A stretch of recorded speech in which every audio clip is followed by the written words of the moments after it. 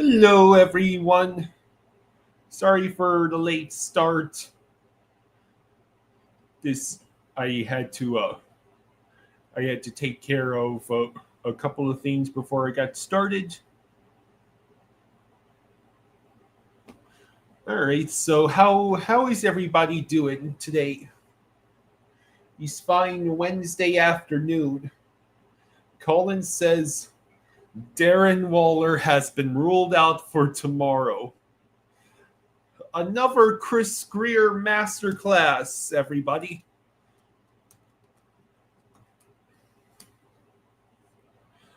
So it appears that we won't have Darren Waller until and at least week 4 against the Jets.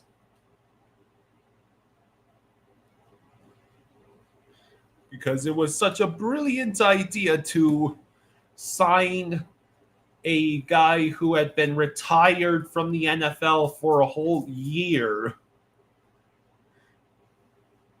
to be our supposed tight ends number 1. But looks like my dad titled this stream Debacle in Buffalo Coming. I'm sure you would be able to call it that.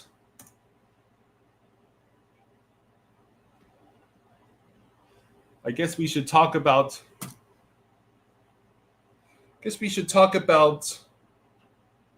the current NFL standings and the historic success or lack thereof of 0-2 teams like the Dolphins.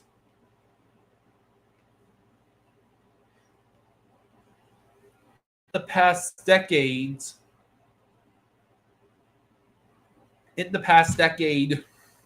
I believe, teams who have gone 0-2 to start the season had an 11.5% success rate when it came to making the playoffs.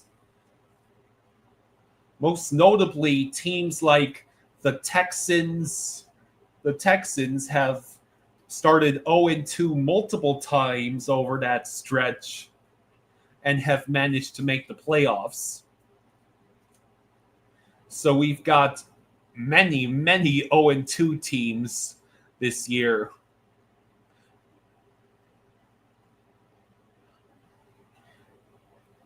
There are, in fact, let me count here. Why don't I present the screen that I'm looking at?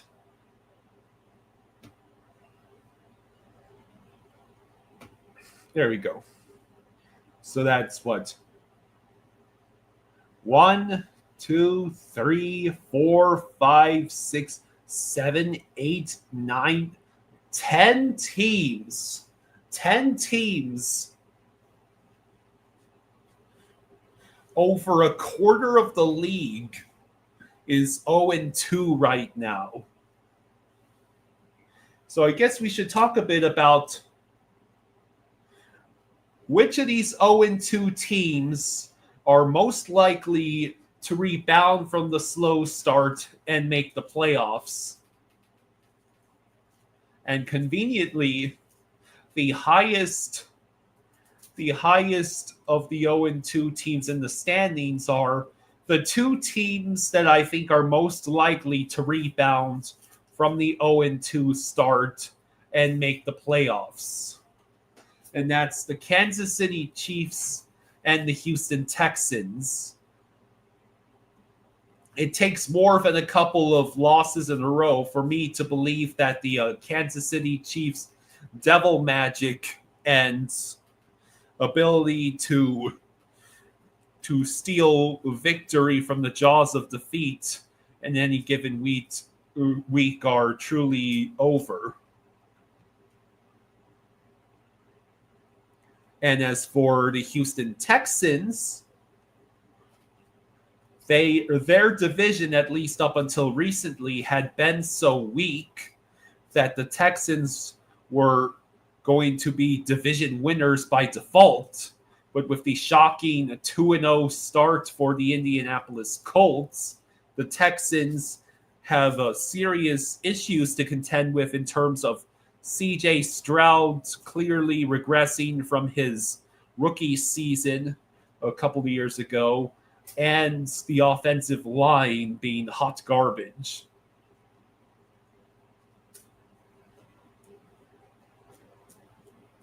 So it would not surprise me if the Chiefs and Texans are the only two of all these 10 0-2 teams to actually make the playoffs. I mean, the Browns, Titans, Giants, Panthers, and Saints are all going to be competing for Tank Bowl this year. And the Jets, Dolphins, and Bears all are dealing with massive issues in their roster and or coaching that are making it impossible to find success right now. And then you have, how many 2-0 teams do we have? The Bills, Packers, Colts, 49ers, Bengals, Eagles, Chargers, Buccaneers, Cardinals, and Rams are all 2-0. And I would say right now the most highly suspect 2-0 teams on this list, not counting the Bengals and 49ers, since those teams are dealing with quarterback injuries and might have their seasons derailed out of their own control. You have the Cardinals and the Colts. The Cardinals' 2-0 record is from two of the ugliest wins you could ever imagine, including nearly surrendering victory to teams like the Saints and the Panthers. And as for the Colts, Indiana Jones might be coming quickly the new popular NFL meme, but I just don't know if the Colts will be able to truly capitalize on this surprising good start, or if they're this year's New Orleans Saints. Remember when the Saints were 2-0 last year and there was buzz from certain sectors of Saints fans that they thought that they were going to the Super Bowl? Hello, Dolphins fan 1979. How you doing? Colin says the Texans and Chiefs should bounce back. Absolutely. Because we're not allowed to have any fun in the AFC. It's always the same teams now, with the exception of maybe a surprise wild card appearance by a team like the Broncos.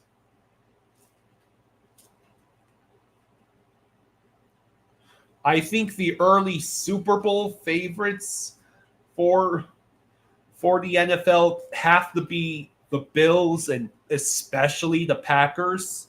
The Packers have arguably looked like the best team in the league through 2 games.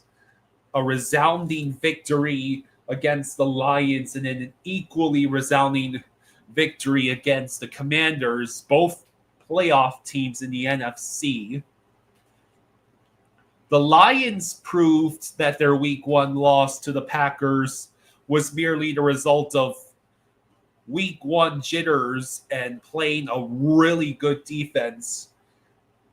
Dan Campbell got his revenge and then some on Ben Johnson by dropping 52 points on the Bears in Week 2. And Amon-Ra St. Brown got me 39 fantasy points. So I would say off of this list, I guess I do have to address the fact that the Bengals are stuck with Jake Browning now, and the 49ers are having to rely on Mac Jones, while Brock Purdy deals with a much less serious turf toe than Joe Burrow is. So I would say the 49ers, Mac Jones put up a decent performance, a pretty good performance against the Saints, and he did it without having George Kittle. So I think the 49ers, let me take a look at theirs. Let me take a look at the 49ers and Bengals schedules. The Bengals are going without Joe Burrow for 3 months.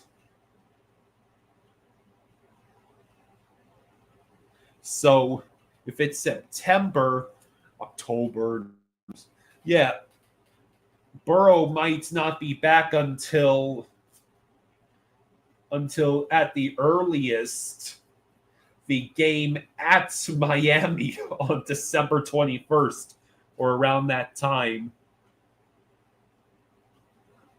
And the Bengals have to play at Minnesota, which is no longer looking so formidable after what the Falcons did to the Vikings on Monday night. Then they have to play at Denver. Again, the Colts and Daniel Jones just lit up that Broncos defense. Against the Lions, that might be a loss. Packers, definitely a loss. Steelers, Jets, Bears, Steelers. Oh, and then the absolutely atrocious stretch in late November and early December where the Bengals have to play at the Ravens, at the Bills, and then at home against the Ravens again. What psychopath put 2 games against the Ravens in 3 weeks that sandwich a road trip to the Bills? Who are the Bengals on that schedule maker?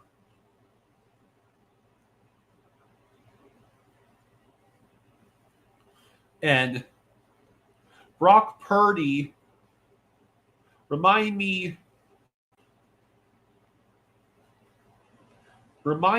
how long Brock Purdy is going to be out.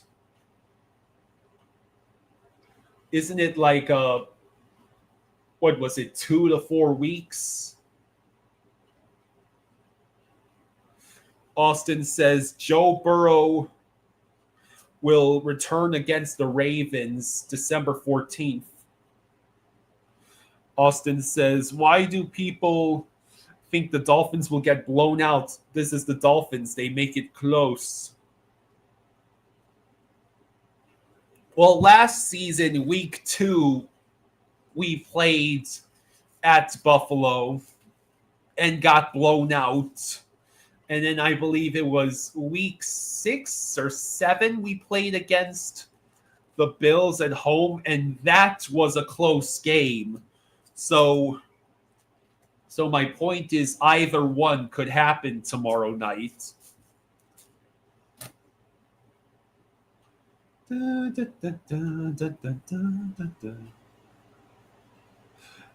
Colin says 2 to 5 weeks. Yeah, Matt Milano is injured. Yeah, I actually read something about that.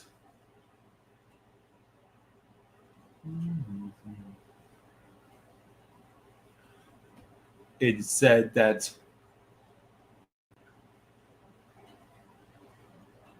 and it's disappeared. I am where it went to. There was an article on ESPN that said that I believe Matt Milano and one other Bills defender, I think it was a defensive lineman, I can't remember the name. Let me just look up Bills injury report week 3. Da, da, da.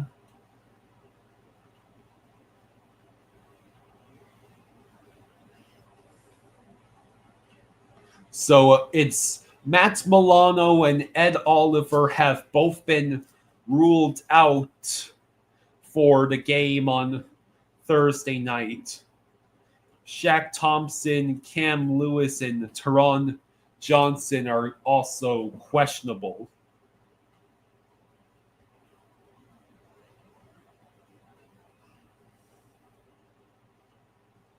Austin says Dolphins will make it close just to make it difficult for Miami fans. So the 49ers are going to be without Brock Purdy for 2 to 5 weeks. So best case scenario, he returns. Best case scenario, Brock Purdy returns for the game at Los Angeles against the Rams. Worst case scenario, he doesn't appear until, say, at Texans. So it will be a question of whether Mac Jones can get the 49ers victories against the Cardinals, the Jaguars, the Rams, the Buccaneers, and the Falcons. Cardinals and Jaguars, the 49ers could easily be 4-0 before they go play the Rams. And then they might end up 4-3 if Brock Purdy is not back. Is not back before the Texans game. Like Cardinals and Jaguars are not very good right now, and I think Mac Jones proved he could beat teams of those caliber when he beat the Saints. Rams, Buccaneers, and Falcons, however, are probably going to be a lot harder to deal with. And as for the Bengals, yeah, they have to play at Minnesota, at Denver, home against the Lions, at Green Bay, versus the Steelers, versus the Jets, Bears, Steelers, Patriots, Ravens, Bills, and won't get Joe Burrow back until the next Ravens game. The Bengals are not ruling out a Burrow return later in 25.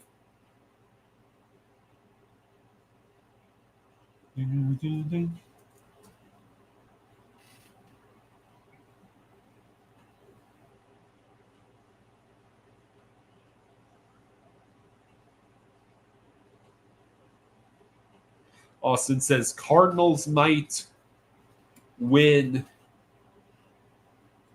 NFC West and Jaguars win AFC South. Jaguars don't exactly look like they're winning anything right now, and the Cardinals have had 2 of the ugliest victories imaginable.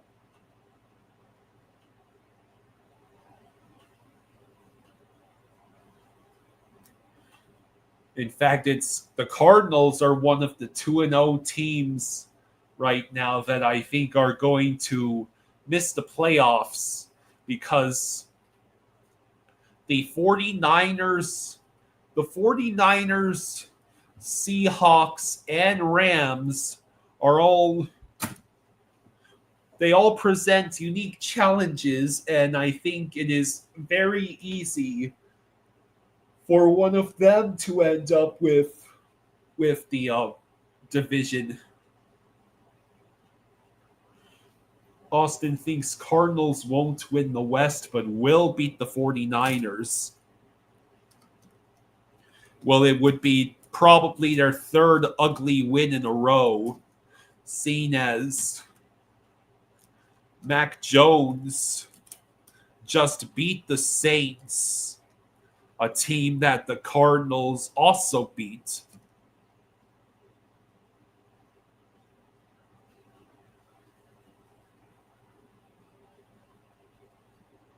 So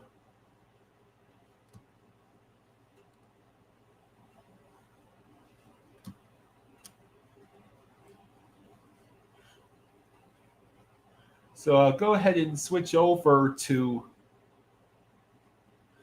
an ESPN article I just found that might be interesting to some of you.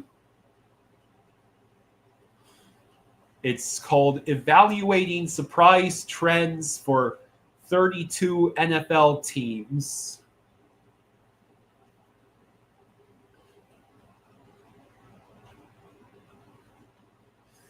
Evaluating surprise trends for 32 teams, and real or not. Give me a second.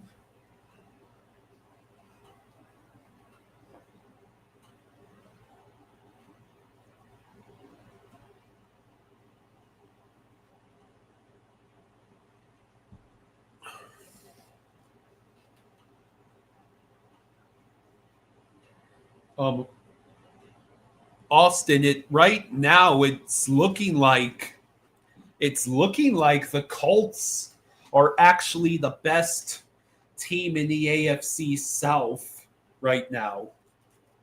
It could be a mirage, just like the Saints 2-0 start was a mirage last year. But Daniel Jones has been torching opposing defenses. It's one thing that he did it against.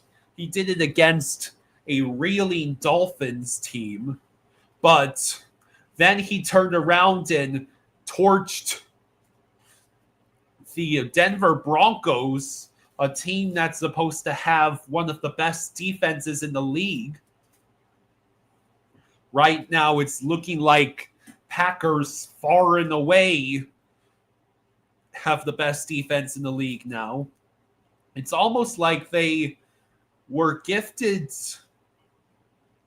a franchise all-star pass rusher or something for pennies on the dollar.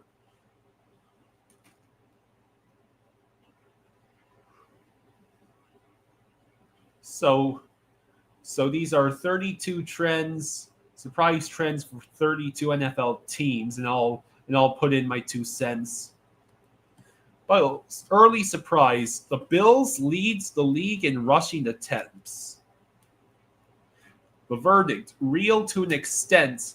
The offense under coordinator Joe Brady has put an emphasis on a productive run game to support quarterback Josh Allen. Oh, if only the Dolphins could learn how to do that. That will continue as the season progresses, especially behind a strong offensive line that has returned the same starting 5 from last year, and with James Cook starting the season off on a strong note. It also helps if the Bills can build leads early in games, like in their Week 2 win over the Jets. With Allen and the passing potential, staying first in attempts seems unlikely, but emphasizing the running game will continue. Miami Dolphins, the early surprise. The Dolphins rank 29th in the NFL in rushing yards per game. That's the bottom quarter of the league. Or, excuse me, the bottom 8th of the league, if you're keeping track. The verdict, real. Miami had issues running the ball in 2024 as well, finishing 21st in rushing yards. The Dolphins attempted to address the issue by adding 2 new offensive guards and drafting power back Ollie Gordon II. But they've already had to replace the entire right side of their offensive line because of injuries. And Gordon has not been a consistent part of the game plan through 2 weeks. Starter Devon Achane has picked up where he left off last season when he led NFL running backs in catches and receiving yards, but there's no sign so far that Miami's production on the ground is a mirage.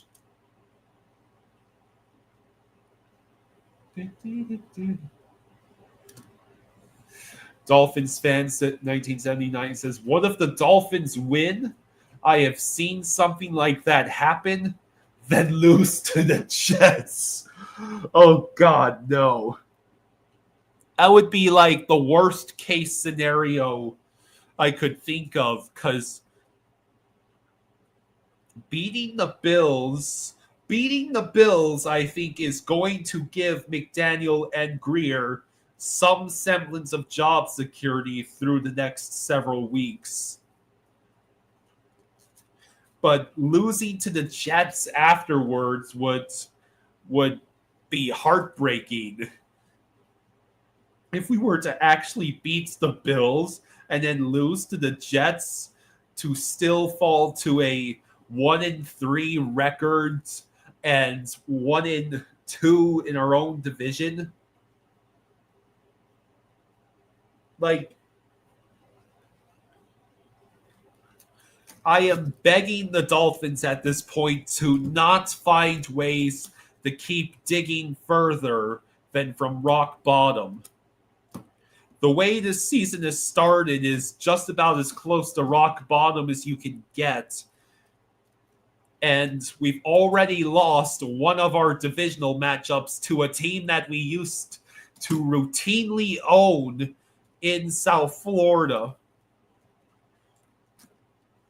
If the Dolphins, if somehow they were able to beat the Jets and then beat the Bills and beat the Jets, then that would mean the Dolphins would be 2-2 to start the season, and with a 2-1 record in the division, including winning against the Bills.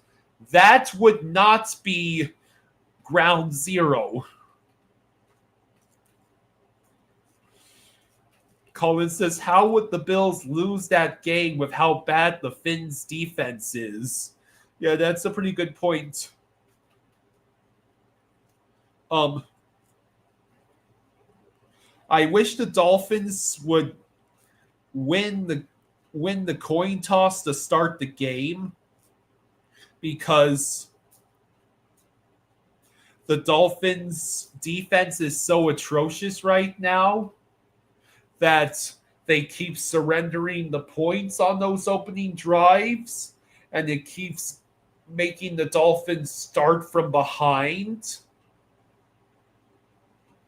The Dolphins starting the game with the football in their hands would at least give them the opportunity to set the tone of the game, instead of having to constantly play from behind. I mean, we were down by 12 after the first quarter against the Patriots, for crying out loud. JC says, "Let's say we lose all but 1 or 2 games and we have a chance for the first pick. Who would that be the best option, and who do we pick in the draft?" And Dolphins fan 1979 says, "John Mateer, Oklahoma quarterback."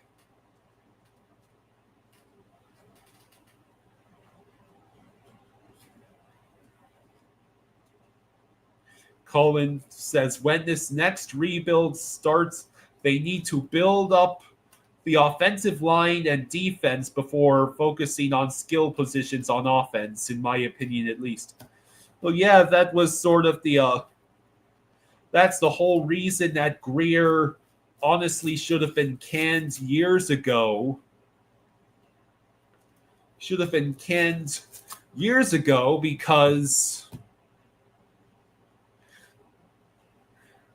he essentially has made the wrong decisions almost every time when it came to reinforcing the offensive line.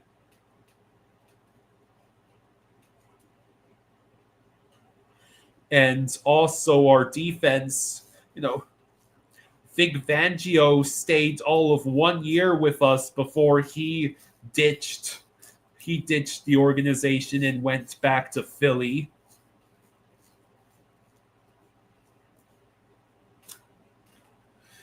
Says JC says, knowing the Dolphins, they would pick a kicker with the first pick. I guess I should keep reading this here. Patriots.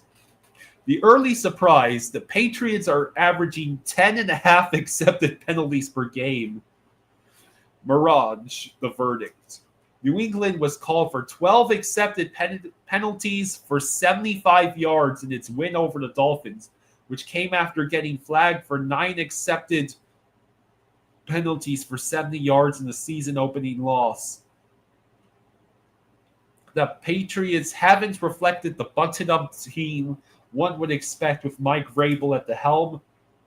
That shouldn't continue, particularly with false starts, as starting offensive tackles Will Campbell and Morgan Moses have combined for 6.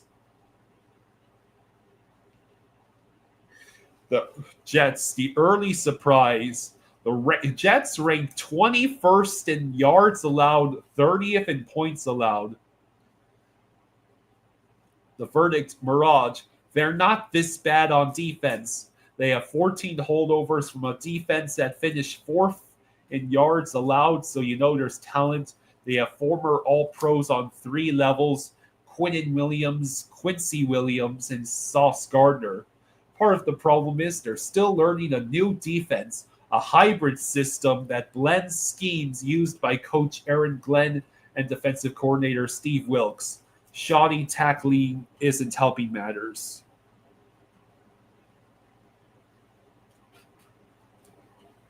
Colin says, as much as I like the quarterback class for the next 2 years, including this year, Finns just have bigger needs than quarterback as of right now. Yeah. How about we try an offensive line that doesn't shatter into a million pieces after 1 week of play? Maybe it would help if we had the entire right side of the offensive line healthy. Then maybe Achane would actually be able to run the ball instead of merely catching passes from Tua. I can see the arguments. I can understand the arguments from, I think, the more optimistic Dolphins fans that a lot of the offensive struggles are because the Dolphins have failed to establish a run game, in part because the defense keeps making them fall behind early on. And that since Tua can't run to save his life, literally, all the opposing defense has to do is put 7 or more players back into the zone coverage and watches Tua has to force throws that either result in Tyreek Hill and Jalen Waddle bailing us out with great catches, or Tua simply panics and throws a horrendous interception. Dolphins fan says the O-line excuse again for Tua turned the ball over. Tua's got to go. Look, my personal opinion of Tua is that he is not a terrible quarterback. He's just not an elite one by any stretch of the imagination. He does not have the legs of Lamar or Josh Allen. He does not have the ability to make clutch plays under pressure consistently. I mean, what's the word I'm looking for? What are some good equivalents that you can think of? Think of any NFL quarterback from any era, what does who does Tua remind you most of? I once heard him called Hawaiian Andy Dalton. Kenneth says Tua does have elite games. They're just rare, just not consistent game to game. Yeah, like you saw just on Sunday, he threw that pass to Tyreek that went for over 50 yards. Tua has the ability to throw the ball deep down the field accurately and get it to Tyreek and to Waddle. Strafossi says Hawaiian Ryan Tannehill. I don't think I remember Tannehill throwing brutal interceptions when his tight end was wide open to the left of his peripheral vision. Cohen says Derek Carr. Not sure what to compare Tua to. Derek Carr. Dolphins fan calls him the Hawaiian pineapple farmer.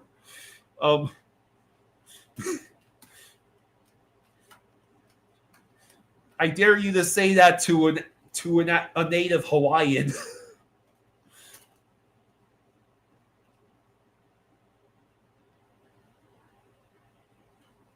Let's see. The Ravens. Mark Andrews' lack of productivity. He's recorded just 2 catches for 7 yards in the first 2 games of the season. He has only 4 targets despite Isaiah Likely being sidelined with a foot injury. So it's not looking likely that Mark Andrews is going to be really doing much for the Ravens.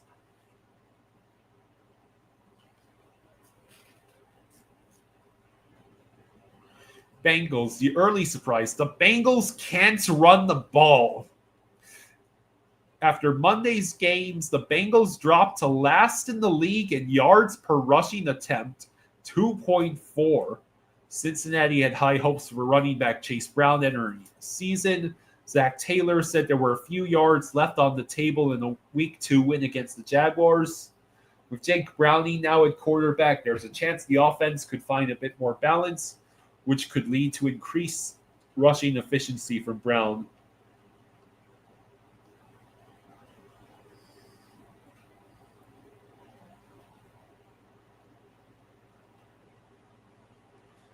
Kenneth says Mark Andrews dropped a pass in the end zone for a sure touchdown that could put you in quarterback's bad book and not look your way as often. Dolphins fan says Kirk Cousins is a bum. He is a generational bag secure, though. And, I would say Kirk Cousins might be a case where injuries have slowed him down as well as age. Kenneth says Tua is more Steve McNair-ish. Let's see, I know that name sounds familiar, but I am not familiar with Steve McNair, whatever plays he was doing, whatever time he was playing in the NFL. Colin says, though, interesting enough, I saw stats that the Finns rank high in run efficiency.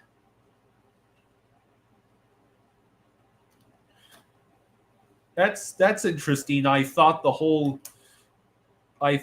Dolphins hadn't established any sort of run game. I guess whenever the Dolphins are running the ball, Devon Achane has the speeds. Devon Achane has the speed, and we got our power back of the future in Ollie Gordon and barely use him. I wish, my dad especially wishes, because my dad drafted him for flex purposes on fantasy, that I wish the Dolphins would take advantage of the shit-wrecking rookie power back that they drafted and have him on the field for some of these 3rd and 5s instead of making Tua chuck the ball for the 40th time and watches it goes into the hands of a defender. Yeah, the Finns rank towards the bottom in terms of rush attempts. Colin says, not McNair. He was good on the Titans. Cleveland Browns. The Browns' retooled running game has produced only one run of 10-plus yards. The verdict, mirage. The run game was a point of emphasis for Kevin Stefanski and Cleveland's offense this season. The Browns are averaging 3.6 yards per carry and generating few explosive plays. The run blocking hasn't been optimal, but the team's run block win rate ranks 19th. The debut of rookie running back Quinshon Judkins was also a promising sign. Judkins produced the team's lone explosive run in Sunday's loss to the Ravens and registered a team-high 61 rushing yards, 36 of which came after first contact. The Browns' run game should pick up as Judkins gets more comfortable. So the Browns' running struggles and the Bengals' running struggles were both verdict as mirages. Steelers. The Pittsburgh Steelers. The Steelers' defense ranks 29th in yards and points allowed per game. The verdict, real. Despite fielding the league's highest paid defense by nearly $25 million, the Steelers' defensive issues have been glaring through 2 weeks. Not only have the Steelers allowed opponents to score at least 30 points in the past 2 weeks, but each team has a 100-yard rusher. The Steelers rank 28th with 149.5 rushing yards allowed per game. Because they can't stop the run, the pass rush also hasn't gotten going, and the Steelers are tied for 25th with 1.5 sacks per game. From top to bottom, the defense is abysmal, and there doesn't appear to be any easy fixes on the horizon. At least the Steelers can keep the Dolphins company in defensive misery. You have Jalen Ramsey on your roster, and the Steelers' defense is just as atrocious as ours with Minkah Fitzpatrick. It really was a sideways move, wasn't it?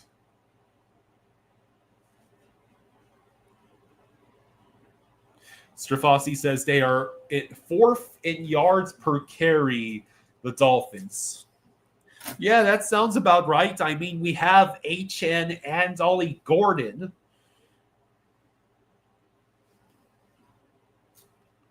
Dolphins fan says we need to run the ball more.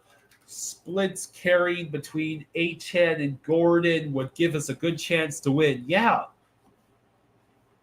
Give Achane the ball more often on 1st and 2nd downs, and have Ollie Gordon out there for 3rd and short scenarios and goal line running scenarios.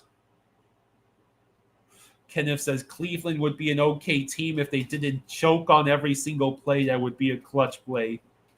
JC says Tua is the DEI hire equivalent to Cleo Lemon. My dad has been a fan for long enough to see all of the bad quarterbacks that came after Dan Marino.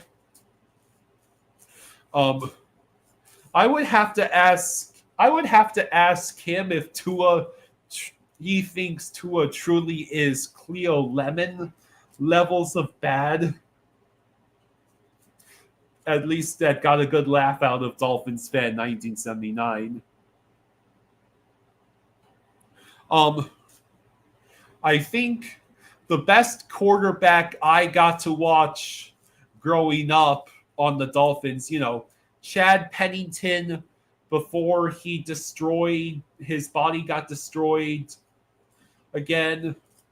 Uh, you know, there was Ryan Tannehill and Chad Henne, and that was about it.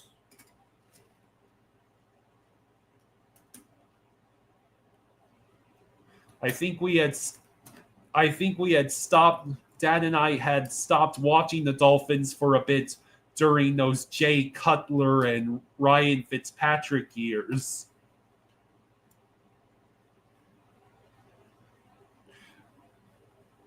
Kenneth says Jamarcus Russell is number one in bad, and still was a starter somehow. JC says, who was the quarterback we had that played for the Seahawks?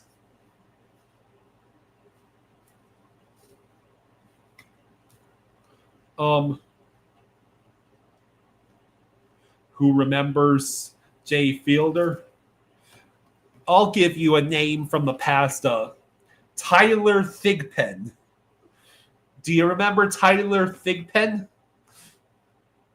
Literally, I only remember him because his name reminds me of Pigpen from Peanuts.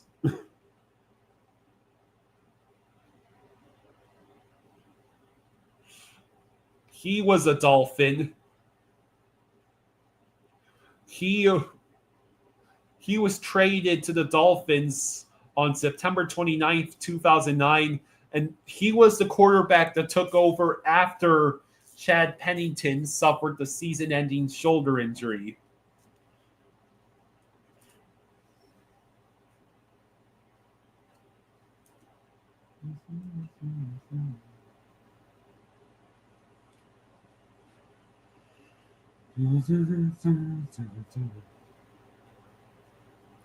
Yeah, I'm reading the Wikipedia article here. Chad Pennington, Pat White.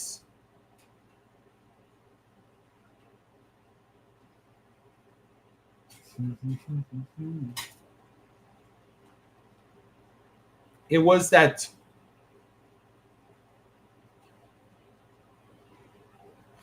the first full season of football I remember. The first full football season I remember watching was the 2008 Dolphins season, where we won the AFC East with an 11-5 record thanks to the Wildcat, and then got destroyed in the playoffs by the Ravens. Tony Sperano being the head coach.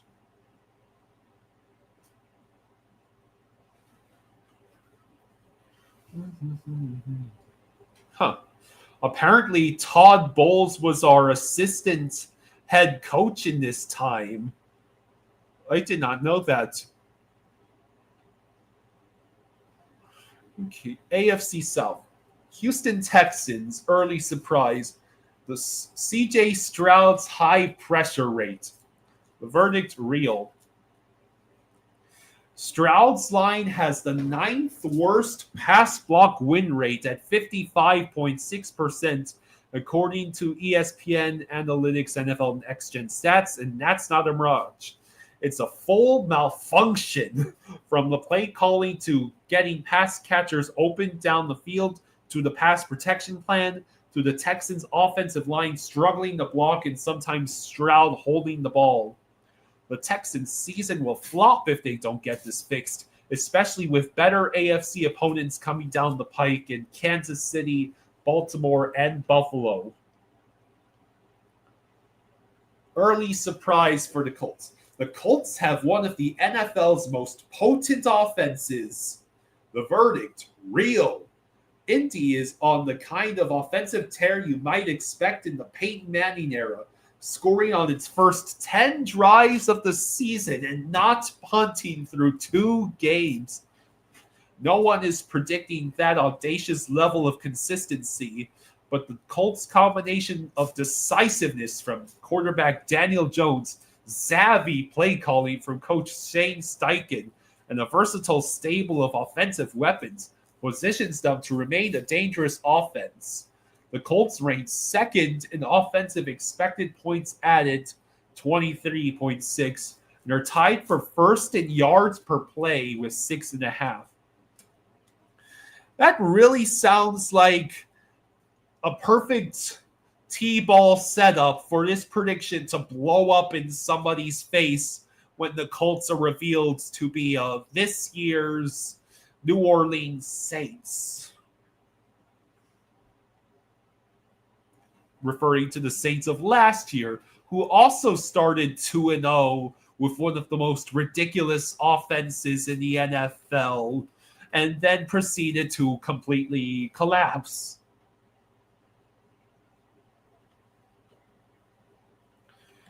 Colin says the Colts punter highlights go crazy. Jaguars, the early surprise. The Jaguars lead the NFL in rushing. The verdict, mirage-ish. Liam Cohen took Tampa Bay's run game from last in the NFL in 2023 to fourth last season. So there was an expectation that he would be able to significantly improve the Jaguars' ground game in 2025. There's no question the additions along the offensive line and the two young running backs have helped, along with Travis Etienne's resurgence. The Jaguars will be a better running team than they were last year, 101.7 yards per game. So that part is real. Expecting them to lead the league over the course of the season is the mirage. The Titans. The Titans' third down distance is the worst in the league. Verdict, real. The Titans' average distance to go on third downs is 9.9 yards. Third worst in the league. Tennessee has faced 31 third downs, with 21 of them being 3rd and 7 or longer.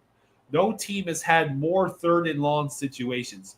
Most of the problems come from early penalties and drives. The Titans have been penalized 23 times for 193 yards in 2 games. Rookie quarterback Cam Ward has been sacked 11 times.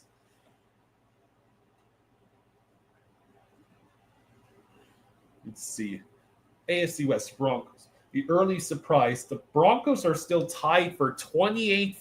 The Broncos are tied for 28th in the league in turnover margin. The verdict, real. If the Broncos really consider themselves ready to slug it out with the AFC heavyweights, and they spent a lot of time this offseason saying they were, from Coach Sean Payton on down, they cannot live on the minus side of the turnover margin. The Broncos are -3 after 2 games, and only Cleveland and Miami are worse, both at -4. Bo Nix, who went without an interception 10 times as a rookie, did throw 4 in his first 2 starts combined last year, and is tied for most interceptions this season after 2 weeks with 3. Tossed in that the Broncos are also one of 10 teams with more than 120 penalty yards after 2 games, and that is not the profile that's going to succeed in their own division, let alone the AFC playoff race. Yeah, maybe Mo Picks really is a fiend.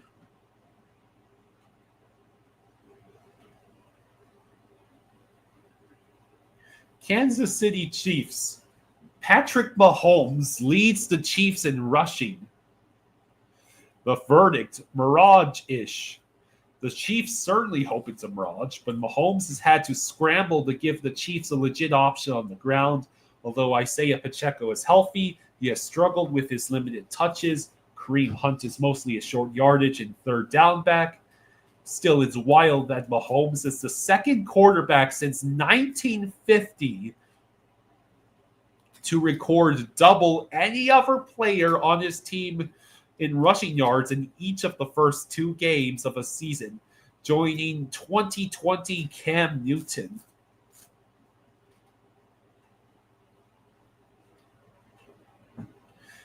The Raiders have the 5th fewest points allowed. Verdict real. Vegas has allowed 16.5 points per game through 2 weeks. Against the Chargers, the defense kept the game within reach, allowing just 3 points in the second half. Even though the Raiders still have question marks in the secondary, Pete Carroll and Patrick Graham have shown they can find a way to get the best out of the talented hand. Chargers early surprise, Quentin Johnston's production. Verdict real. Johnston has 150 receiving yards and 3 touchdowns through 2 games, leading the team in both categories. He is the first Chargers player with 3 touchdowns through LA's first 2 games since tight end Antonio Gates in 2014. Despite Johnston's fluctuating play through 2 seasons, he has remained one of quarterback Justin Herbert's favorite targets. Johnston should continue to be productive this season.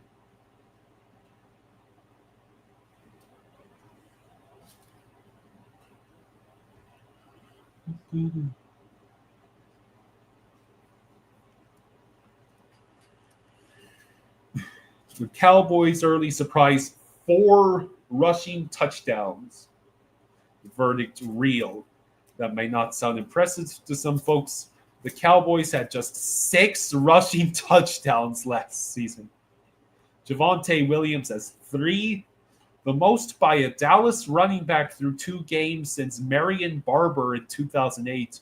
Miles Sanders has the 4th. New offensive coordinator Clayton Adams helped design Arizona's run game and has brought some changes to how the Cowboys get it done on the ground, particularly by getting his linemen on the move. Last year, the Cardinals had 18 rushing touchdowns.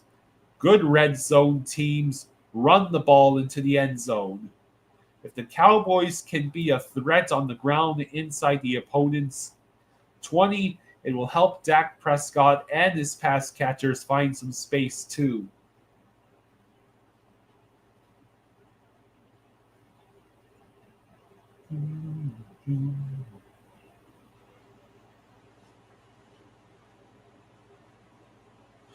The Giants' early surprise, bottom 5 rushing attack. Verdict real. The offensive line isn't great at pass blocking. There was a belief based on the second half of last season that it would at least be a better run blocking unit, but the Giants have problems on the interior of their offensive line. A main reason they are averaging a paltry 79 yards on the ground. They get minimal push. That seems unlikely to magically change, and the running game is already searching for answers. Tyrone Tracy was replaced by Cam Scadaboo as the primary ball carrier after 1 week.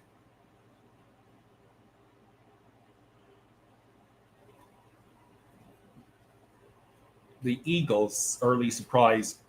A.J. Brown has not been a major factor in the offense, catching just 6 balls for 35 yards. Rest in peace, A.J. Brown, fantasy owners.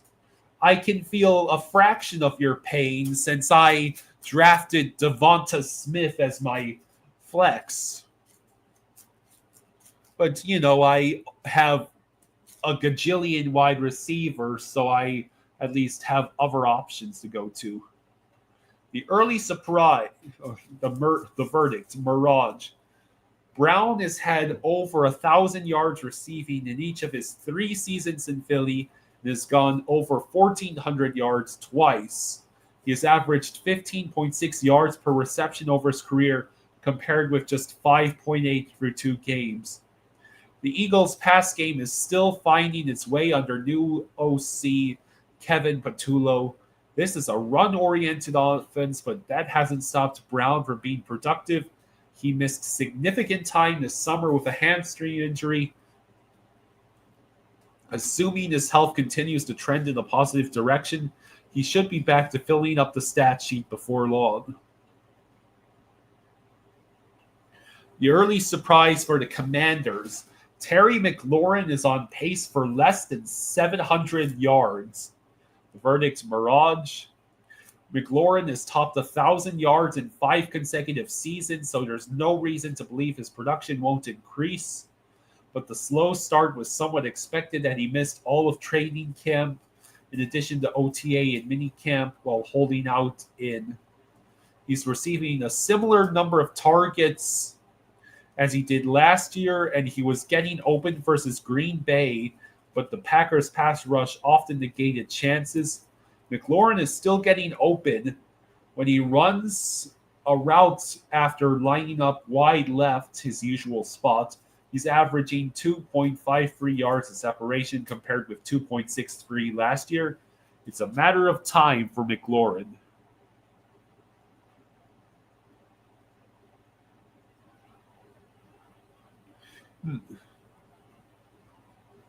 I'd love to hear some of your guys' thoughts about these as I'm reading them. I figured it would be fun to cover the broader NFL at large and not just the Dolphins for once. So that's what I'm doing right now. The Bears, early surprise. Chicago's defense ranks 32nd in points allowed, dead last. The verdict, real, and that's the scary part. The Bears' defense is supposed to be the backbone of this team, while Ben Johnson, Caleb Williams, and the offense get established. But Chicago has allowed 73 points over its past 5 quarters and lets the Lions average 8.8 yards per play in week 2, the highest rates they allowed in a game since 1961. Minnesota quarterback J.J. McCarthy coming back to earth after the Vikings scored 21 unanswered points in the fourth quarter is a bad look for the Bears.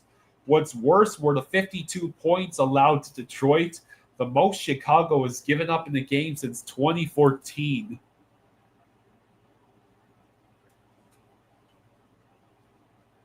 The early surprise for the Lions.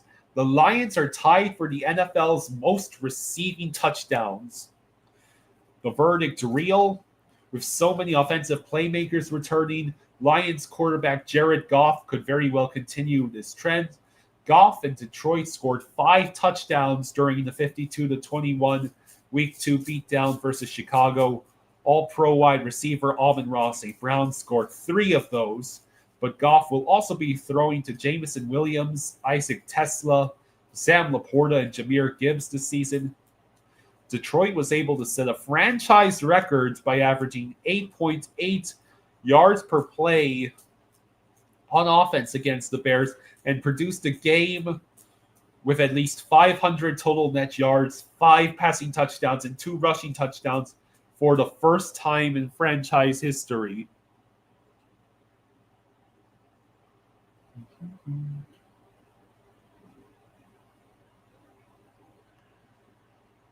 Colin says, I think the Eagles are more run happy since it did win them a Super Bowl. I don't think they will change because if you need to throw the ball less than 30 times a game and still win, then you're doing something right. Well, the only problem with that argument is that if the Eagles deliberately ignore the passing game, then it is going to allow the better defenses of the league to key in on trying to stop Saquon and Jalen Hurts on the ground. I think A.J. Brown and Devonta Smith are far too talented for them to be stuck with the mediocre reception numbers that they have right now. The Eagles play the Rams. The Eagles play the Rams this week in the NFC divisional rematch, and it's going to be highly interesting because I have to decide whether I'm comfortable starting Jalen Hurts and Devonta Smith against the Rams. My backup quarterback is is Caleb Williams, and he's going up against the Cowboys. Is that right? I want to make sure I got that right.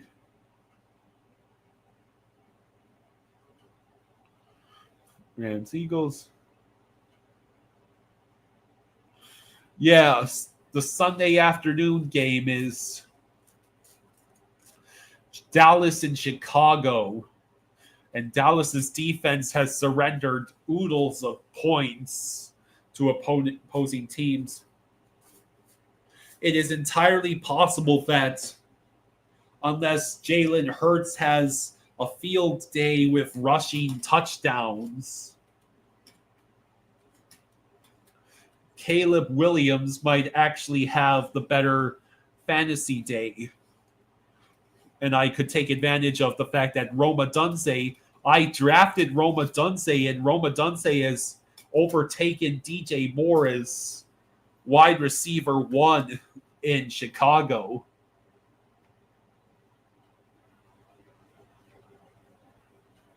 Packers, early surprise. Packers lead the league in quarterback pressures. The verdict real. After ranking a pedestrian 17th in the NFL in quarterback pressures last year, they're number 1 in the league with 38 after 2 weeks, according to ESPN research. They're also second in sacks. The reason it could be sustainable is simple. The arrival of Micah Parsons. On a limited snap count, Parsons ranked second in the NFL in the individual pressures with 9.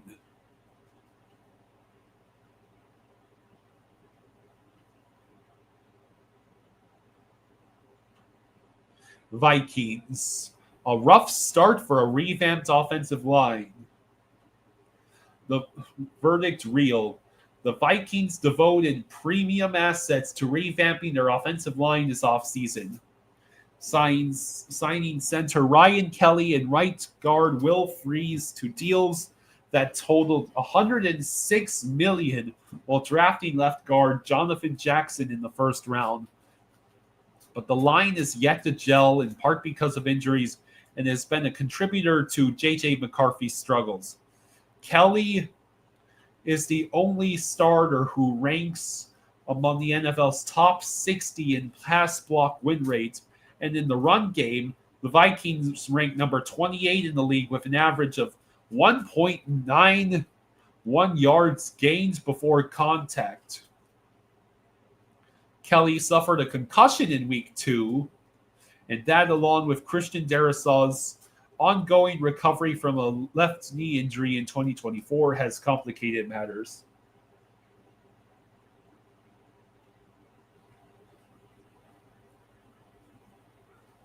Coleman says Brown and Smith will have good games, but I think the Eagles will lead towards the run more times than that, and you're probably right.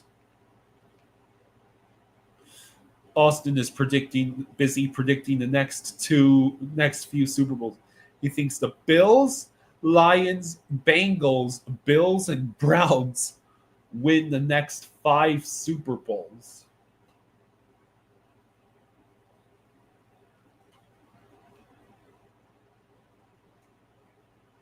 The Falcons, early surprise. The Falcons have one of the most potent pass rushes in the league. The verdict, mirage to an extent. The Falcons are 4th in the league in quarterback pressure rate, 46.3%, and 4th in sack rate, 10.4%. There's 7 sacks, 6 of which came against the Vikings on Sunday night, make for the 3rd highest total in the league. Atlanta has been a cellar dweller in getting to the quarterback. Coming into this season, the Falcons had 30 fewer sacks than any other team going back to 2019. The 2025 numbers will revert to the mean, but the team's defense under new coordinator Jeff Ulbrich, and after a commitment to adding talent in the offseason, is undoubtedly improved.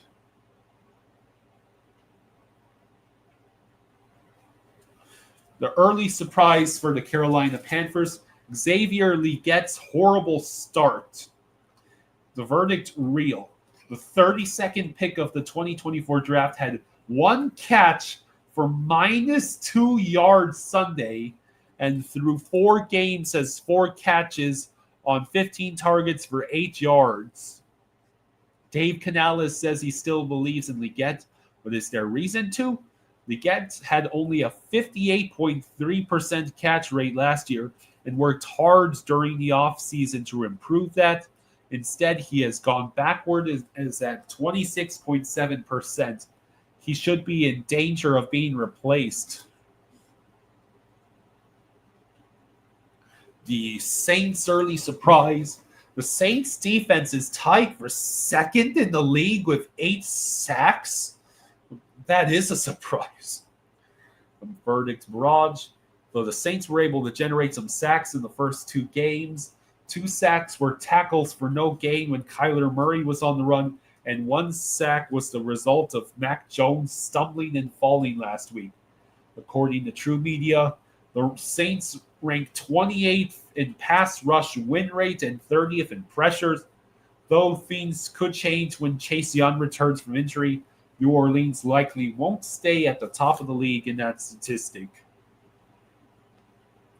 Buccaneers early surprise.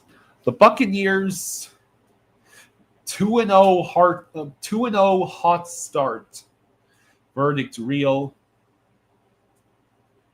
This is the 3rd straight year the Bucs have started 2-0 under Todd Bowles, something no other team has done since 2023. The issue has been the mid-season lulls following their hot starts.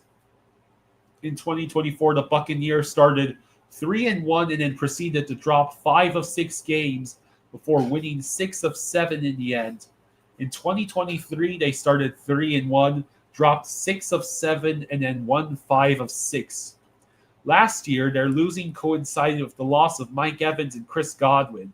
In 2025, they started the season 2-0 without Godwin, Jalen McMillan, and Tristan Wirfs, and now they've lost Kalijah Kancey for the year.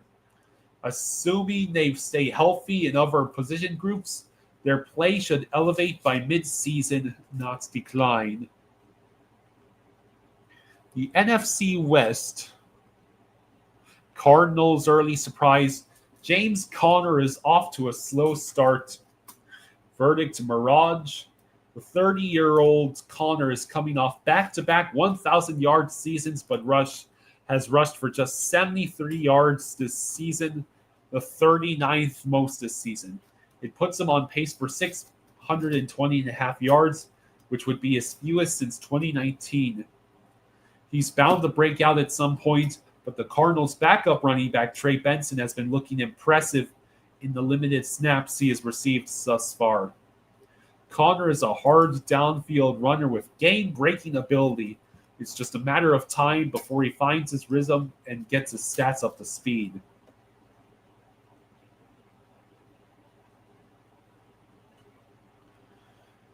The Rams' early surprise. Outside linebacker Byron Young leads the Rams in sacks. The verdict real. Young, a 2023 third-round pick, has a team-leading 3 sacks in 2 games. The Rams have an excellent defensive front that also includes Kobe Turner, Braden Fisk, and Jarrett First, but Young has been a standout through 2 games. Rams head coach Sean McVay said he thought Young was outstanding against the Titans, saying, "I thought he took his game to the next level."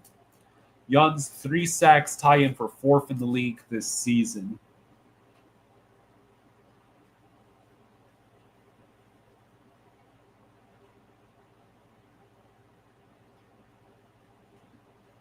'49ers early surprise. The Niners are once again middle of the pack in scoring touchdowns in the red zone. The verdict mirage. Through 2 games, San Francisco has scored a touchdown on 57.1% of its trips to the red zone, tied for 17th in the NFL. That's exactly in line with this 7.1% the 49ers posted for all of last season, which ranked 14th. But there's reason to believe that number will improve as the year goes on. While the 49ers can never count on being fully healthy, they should get George Kittle and Brandon Ayuk back at some point to complement Christian McCaffrey. Having even two of those free should put San Francisco in position to convert more long drives into touchdowns as the season goes on. Excuse me. Early surprise for the Seahawks. Zach Charbonnet is playing more than Kenneth Walker. Verdict real. This might surprise only those who weren't paying attention to the hints that Charbonnet was poised for an increased role this season. Through 2 games, he has outsnapped Walker 66-44. However, they each have 27 touches, and Walker has been the more productive of the two, with 142 yards and a touchdown compared with Charbonnet's 57 yards and 1 score. Charbonnet is excellent in pass protection and is as reliable as they come, so expect him to continue to play extensively even if Walker continues to outproduce him. And that's it for the article. So, hello. Austin thinks the Lions will be the 4th team to win the Super Bowl after losing it the previous year. 1971 Cowboys lost in 1970. 1972 Dolphins lost in 1971. 2018 Patriots lost in 17. And 2026 Lions lost in 25. First, the Lions are going to have to figure out how to get past the Packers before they can even make it past the divisional round, let alone the championship or Super Bowl.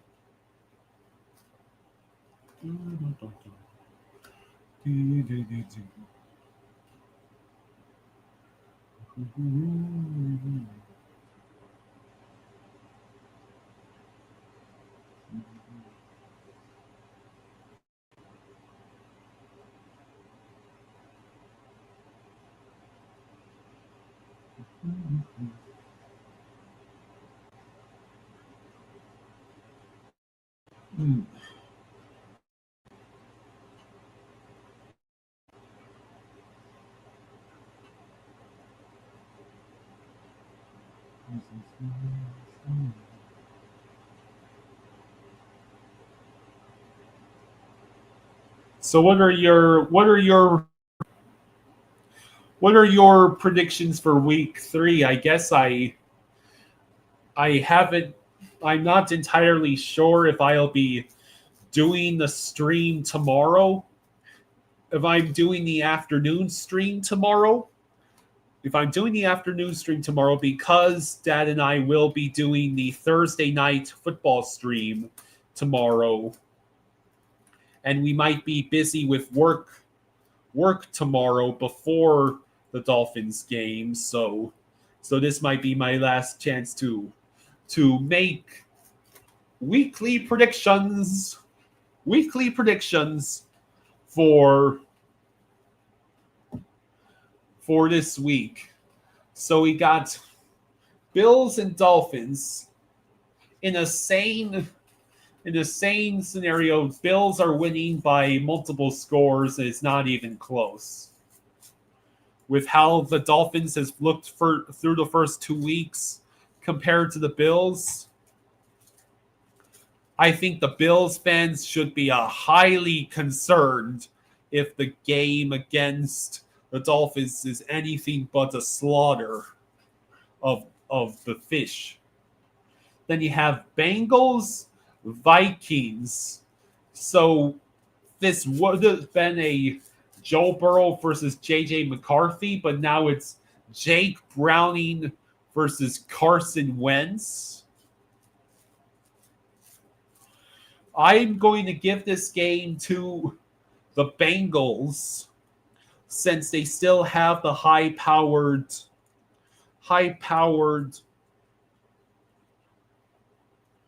offense, and the Vikings defense has not been exactly good. Then you have Steelers Patriots with the state of the Steelers defense. I'd say it's another close game. I think the Steelers might end up with the victory this week. Then you have Colts Titans. The Colts are going to destroy the Titans.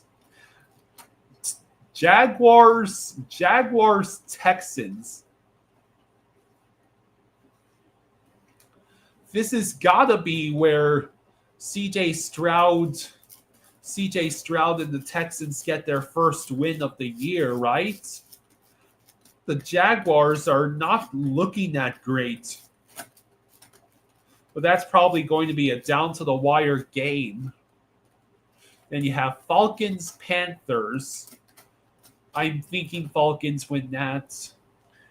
I think we've got a divisional rematch between the Rams and Eagles, and I would not be surprised if the Rams actually upset the Eagles in that game. Then Jets, Buccaneers. Buccaneers should win that with ease. Commanders, Raiders. The Commanders are going to be starting Marcus Mariota, but he's been doing quite well. Mariota's done quite well in the Washington system. I think the Commanders still get the win against the Raiders. Packers will destroy Cleveland. Chargers and Broncos. I'd say the Chargers get that victory. Saints, Seahawks. Seahawks probably it gets close, but Seahawks get that win. Then the 49ers and Cardinals. The Cardinals have been the recipients of two very ugly wins. So I'm going to say that this is going to be an ugly game with about a 50-50 chance of either Kyler Murray or Mac Jones getting the victory. Cowboys, Bears. Well, neither team has much to speak of in the way of defense, but I'm actually going to give the edge to the Cowboys here and say they pull off the victory. Then Chiefs, Giants, which has suddenly become a lot more interesting because both Chiefs and Giants are 0-2 and looking for their first win. And I think Russell Wilson gives the Giants just as much a chance of upsetting the Chiefs as he does of tossing the game away like he did against the Cowboys. And then the Monday night game is Lions-Ravens, and I'm going to say this is the statement win for Dan Campbell and the Lions, where they rout the Ravens thanks to strong offensive play from Jared Goff and Amon-Ra St. Brown and Jameson Williams, etc.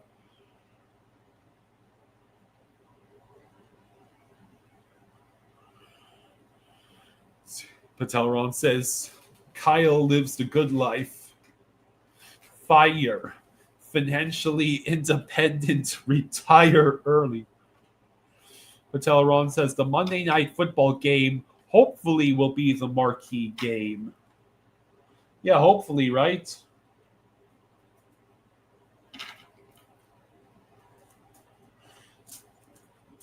Well, if it ain't the marquee game, you could always count on the Cowboys and Bears. That game might become insane, or I'm thinking Patriots Steelers might be a surprisingly fun game. Houston, I think Jaguars and Texans is going to be a case of here, you have the victory. No, you have the victory. No, I'm going to get sacked. No, I'm going to throw a brutal interception. And then Rams Eagles will be intriguing. 49ers and Cardinals means one team is going to be walking away with a defeat unless it ends up in a tie. How has Rodgers played for the Steelers? Well, he was looking like his prime self against the Jets.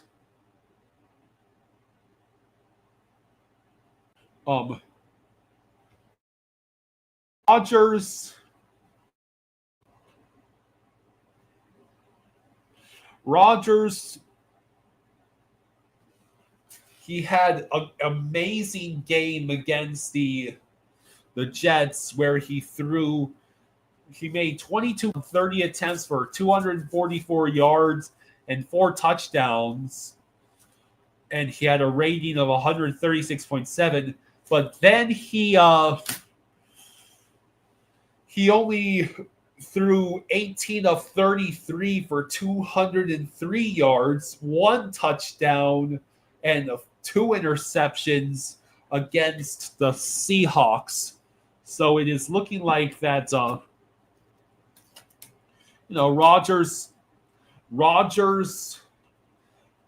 can still throw the ball, but he doesn't have the mobility that he used to.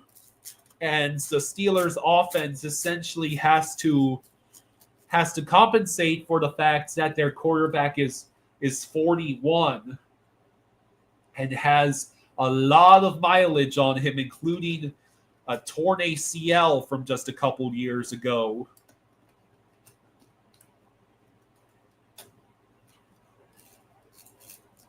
So Rodgers should remain a serviceable starting quarterback, barring any further injuries.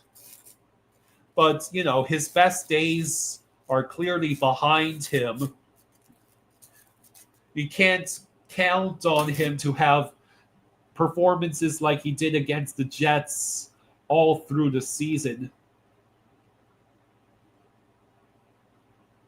So far he's thrown for 447 yards, 5 touchdowns, and 2 interceptions through the first couple of weeks.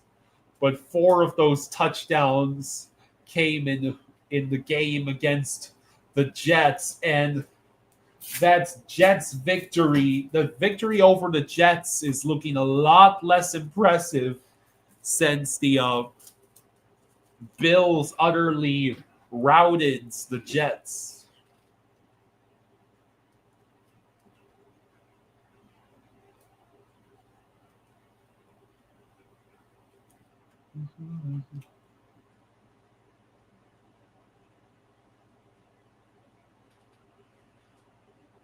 So he's, mediocre is the word for it.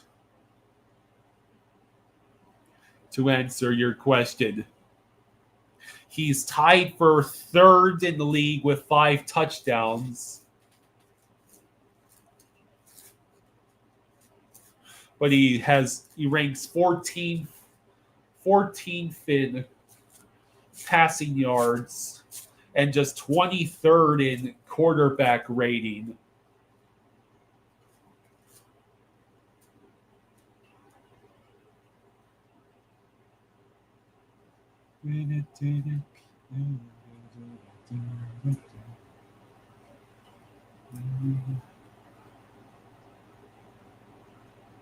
All right, I'm going to go ahead and sign off for today. Jaws will let you know if I am supposed to be doing another stream tomorrow afternoon before the game. But at any rate, we will see you tomorrow night. The game is at 8:15 tomorrow night, so we probably starting at like 8 o'clock tomorrow night. So thank you for joining me. Thank you for joining me this afternoon, and I will see you tomorrow. Take care.